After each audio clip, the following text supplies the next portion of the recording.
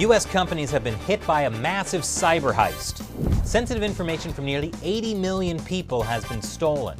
The Department of Justice thinks it knows who done it. Sophisticated hackers operating in China. But maybe the worst is yet to come.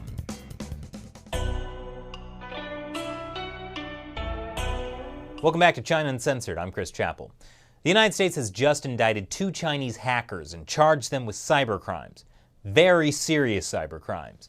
The first alleged cyber criminal, Fujie Wang, aka Dennis Wang. Here's his wanted poster. The second accused hacker, Zhou Zhihong, aka Daniel Jack.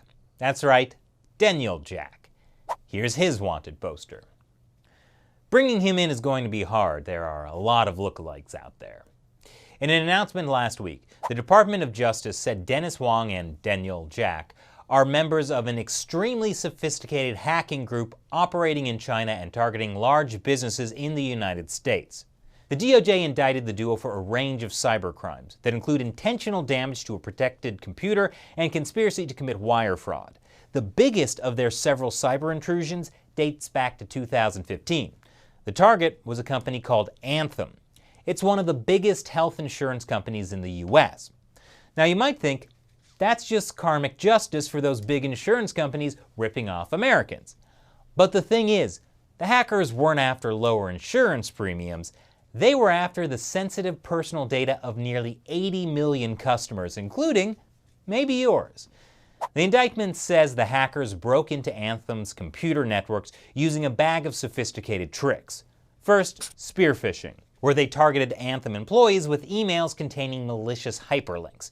Click the link and it automatically downloads malware, where they installed malicious software that runs automatically and installs a backdoor, which is a tool that lets hackers control a computer remotely.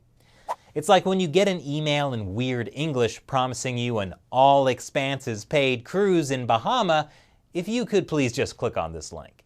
And then they steal everything.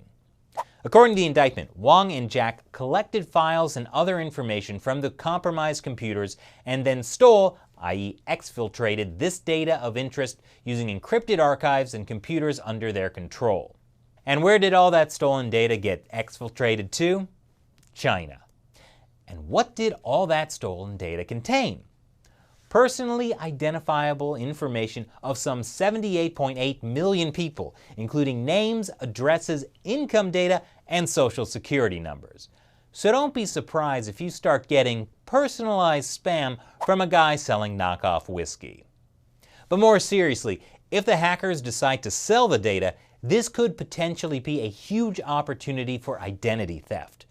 According to the Social Security Administration, identity thieves can use your social security number to get credit in your name, and then they use the credit cards and don't pay the bills. Using credit cards and not paying the bills? They were even ripping off a traditional American pastime. So it's not just virtual spam pinging your mailbox. It could mean very real, very physical debt collectors beating down your door. Although an Anthem spokeswoman was quick to tell the Wall Street Journal that there is no evidence that information obtained has resulted in fraud. Does that mean the hackers stole data on nearly 80 million people for no reason? Or just not for fraud? Because there's also blackmail. Anyway, just how bad is the data breach involving nearly 80 million people? Well, according to Assistant Attorney General Brian Benczkowski, the brazen China-based computer hacking group committed one of the worst data breaches in history. One of the worst data breaches in history? Oh man, you hackers are in big trouble. Just kidding, they're in China. But don't worry, the Chinese authorities will soon find their secret hideout, so they can send them bottles of champagne and a little note card thanking them for their contribution to win-win mutual cooperation with the United States. Now, if this story sounds familiar, it is. I'd like to call it Hacking 2 Electric Boogaloo. Back in December, U.S. prosecutors announced cybercrimes charges against 2 other Chinese hackers. Today, the Department of Justice is announcing a criminal indictment of 2 hackers associated with the Chinese government.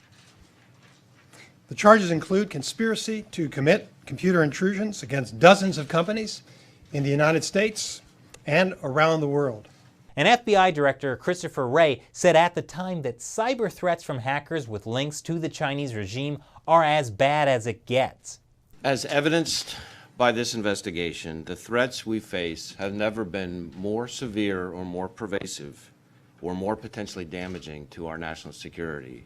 And no country poses a broader, more severe, long-term threat to our nation's economy and cyber infrastructure than China. What's that, Shelley? The U.S. government also indicted Chinese hackers back in November 2018. Okay, so this is more like Hackers Part 3, Rise of the Machines. What? They also indicted Chinese hackers and spies in October 2018. Okay, so this is more like Kingdom of the Crystal Hack, the fourth sequel that no one asked for. What's that, Shelley? The U.S. government also indicted Chinese hackers in 2017 and all the way back in 2014 when they indicted hackers who were actually members of the People's Liberation Army? Yeah, forget it, I'm done with this joke. Only the Star Wars movies have enough sequels to deal with this. And believe me, I'm ready for that series to be done. I guess this is why the U.S. government has said there's a new hacking spree coming from China. But while these indictments might show that the U.S. government means business, they also show that they're not actually good at stopping the hacking. So my advice is, if you get an email in broken English with an attachment claiming to offer you an all-expenses-paid cruise, don't click on it. So what do you think about the cyber crimes indictment against Wang and Daniel Jack? Leave your comments below. And while you're here, it's time for me to answer another question from a fan who supports China Uncensored with $1 or more per episode through the crowdfunding website Patreon. Colin Lee Bradford asks, "You seem desperate for questions sometimes. What is your favorite type of question?" My favorite questions are ones where viewers ask me about my favorite type of thing. Thanks for your question, Colin. And if you want your question answered on the show, go to patreon.com/China Uncensored and support us with $1 or more per episode. Then you can ask me about my favorite brand of toothpaste or favorite style elevator button. The important questions get answered right here. Thanks for watching China Uncensored. Once again, I'm Chris Chappell. See you next time.